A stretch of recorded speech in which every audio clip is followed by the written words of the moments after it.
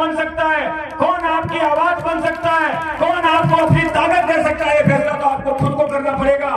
आप जिस तरह हनुमान जी अपनी ताकत भूल गए थे और जामवंत ने उनको उनकी ताकत याद दिलाई गई है, वीर हनुमान आप महाबली हो, 7 फलांग के अंदर समुद्र पार कर जाओगे। उस तरह जो हम मंच पर बैठे हुए हैं, हम आपके जामवंत हैं और आप हमारे हनुमान हो। अगर आप जाग गए, आपको अपनी ताकत का एहसास हो गया, तो दुनिया की कोई भी ताकत आपको अपना अधिकार लेने से नहीं रोक सकती है। और मैं आपसे आज कहता हूं, अभी हमारी लड़ाई बाकी है। आज मेरे मन में थी बात कुछ और करने की, लेकिन आज बात कुछ और हो रही है। आज तक भी गुर्जर समाज के आरक्षण को हिंदुस्तान की 9वीं अनुसूची में शामिल करने का फैसला नहीं हुआ है। इसलिए समय समय पर सरकारें हमारे आरक्षण के ऊपर तलवार लटका देती है। और मैं आज कहना चाहता हूं, इस घाघा नैनवाड़ी से सौगंध और संकल्प लेकर जाओ। सबसे पहला संकल्प, लोग कहते हैं कि अच्छे नेता बनाओ, कोई कहता है अच्छे अधिकारी बनाओ, कोई कहता है कि अच्छे व्यापारी बनाओ। मैं कहता हूं सबसे पहले अच्छे और वफादार समाज के बेटे और इंसान बनो, जो आपके साथ खड़े रहे, जो आपकी आवाज बने। गुर्जर का मतलब होता है शत्रु का विनाश करने वाला, बुराइयों का नाश करने वाला। तो सबसे पहले अगर आज आपसे मैं मांगना चाहता हूं, तो सामाजिक एकता का, अपने समाज के बंधन को स्वीकार करने का आपसे वचन और वादा मांगना चाहता हूं। मैं चाहता हूं आप संकल्प लें कि आपके बच्चों को पढ़ाएंगे, लिखाएंगे, उनको काबिल बनाएंगे। कहीं जाता हूं तो लोग कहते हैं कि लोग मंदिर क्यों बना रहे हैं, कहीं जाता हूं तो लोग कहते हैं कि छात्रावास और हॉस्टल क्यों बना रहे हैं। इस धरती पर हमको धर्म भी करना है और कर्म भी करना है, क्योंकि जिस शिक्षा के अंदर धर्म नहीं होता है, अगर हम शिक्षित बन गए, अधिकारी बन गए, अपने समाज से प्यार नहीं करेंगे तो फिर क्या करेंगे। हमारे में धर्म नहीं होगा तो संस्कार नहीं होगा, और संस्कार नहीं होगा तो 36 कौम की सेवा करने का काम नहीं करेंगे तो कौन हमारे को याद करेगा।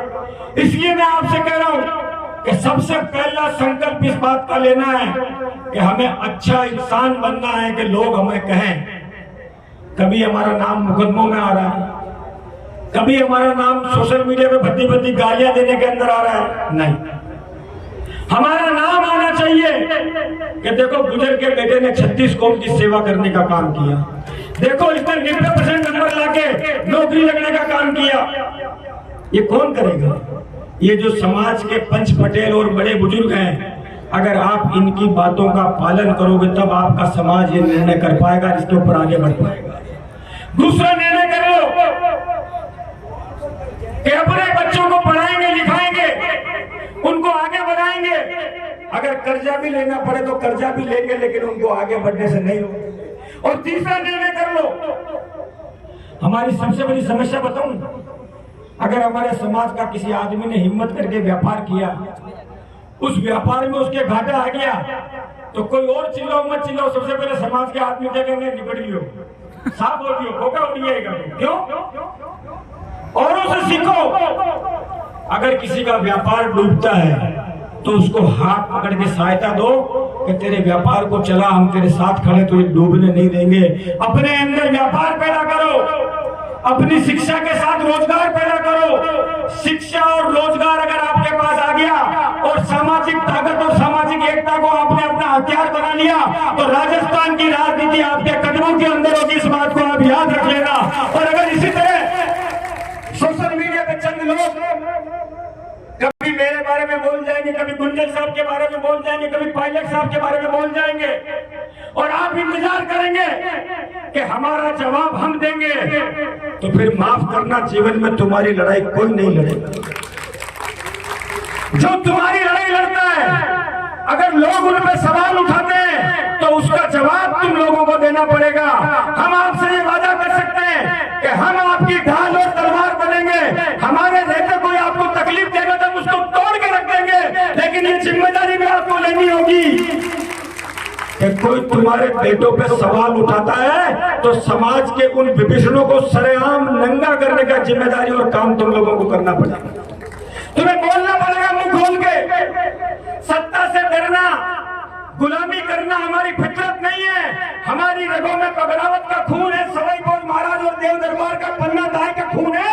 हम कर सकते हैं पर झुक नहीं सकते। इस बात को आपको जीवन में याद रखना होगा। आपको लड़ना होगा, हम आपको ताकत देंगे। अभी मैंने गोपाल से तकलीफ सुनी। मैं आज वादा करता हूं कि गोपाल तुझे दुनिया की कोई ताकत कांग्रेस में आने से नहीं रोक सकती। और सिर्फ गोपाल नहीं, हमारे समाज का कोई भी युवा, अभी तो मुझसे बड़े सचिन पायलट जी बैठे हुए हैं जो इस देश और प्रदेश के अंदर हमारे समाज के और हम सबके चेहरे हैं। लेकिन मैं आपको इतना विश्वास दिलाता हूं कि आप राजनीति में हमको ताकत दो, हमारी ताकत को हम 100 गुना करके आपको आगे बढ़ाने के अंदर लगाएंगे। इस बात का आप वचन दें। सत्ता की भूख नहीं है। मैं जहां चुनाव लड़ता हूं वहां एक जाति का नहीं 36 कौम का वोट मुझे मिलता, तब जाके मैं जीत के पास पहुंचता हूं या थोड़े वोट मोटो चुनाव हार जाता हूं। लेकिन मैं खुल के आपकी बात करता हूं और जब मैं समाज की बात करता हूं तो मुझे नुकसान भी उठाना पड़ता है। लेकिन मैं चाहे विधानसभा हो चाहे सड़क हो, ये धीरज गुजर आपका जामवंत बन के आपको जगाने के लिए, आपको हनुमान बन के आपकी बात करता रहेगा। अगर कोई आपकी आंख तरफ आंख उठाएगा तो उस आंख को नीची करने के लिए हमें अपनी गर्दन भी कटवानी पड़ेगी, तो कटवा लेगा, लेकिन आपको अकेला नहीं छोड़ेगा। और इसे भाषण नहीं है, पता करना जाजपुर के अंदर, भिलवाड़ा के अंदर, मेवाड़ के अंदर मैंने छाती ठोक के कहा था कि अगर जातियों को निशाना बनाना, तुम कांग्रेस की सरकार थी, एक आदेश निकला कि जिन गाड़ियों के पीछे गुजरिया, उसमें उदाहरण दिया गुजरों का कि नाम लिखा हो, उन गाड़ियों के ऊपर कार्रवाई हो जाए। हमने सरकार में आवाज उठाई और सरकार को मजबूर किया कि उस अधिकारी को एपीओ कर दो, वरना हम लोग सरकार के अंदर बैठ के तुम्हारी चूल्हे हिला देंगे। इसलिए क्योंकि हम आपके लिए बोलने से डरते नहीं है, और अगर हम नहीं बोलेंगे तो कौन बोलेगा? आपका काम होता है वोट देना, आपका काम होता है जिंदाबाद लगाना, आपका काम होता है हमको सहारा देना। आपका ताकत लेने के बाद भी अगर हम आपकी ताकत नहीं बनते हैं तो इसका मतलब हमारी रगों के अंदर जो खून है उसके अंदर कहीं ना कहीं मिलावट है, वरना हम लोग आपकी आवाज को जरूर उठाते। हम क्या चाहते हैं?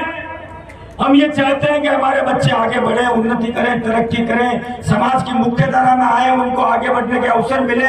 और हम अगर किसी एक समाज की बात नहीं करते, गुजर का इतिहास उठा के देख लो।